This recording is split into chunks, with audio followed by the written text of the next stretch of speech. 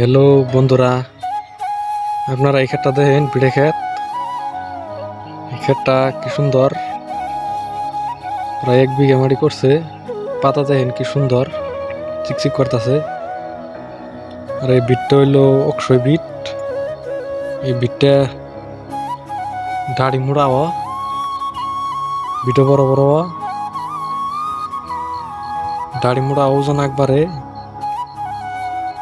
বিটটা দেখুন কম বড় হয়েছে, এই যে দেখা যাচ্ছে এনে করে। এই যে ব্রয়লার গু দিছে আর দানা দিছে। ব্রয়লার গুদের নাগে আসলে মাকে খেতে, ভিড়ে খেতে।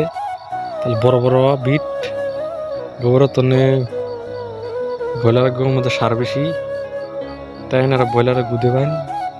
এনে করে ব্রয়লারের গু দেখাইতেছি, আমরা আইনে থুইছি।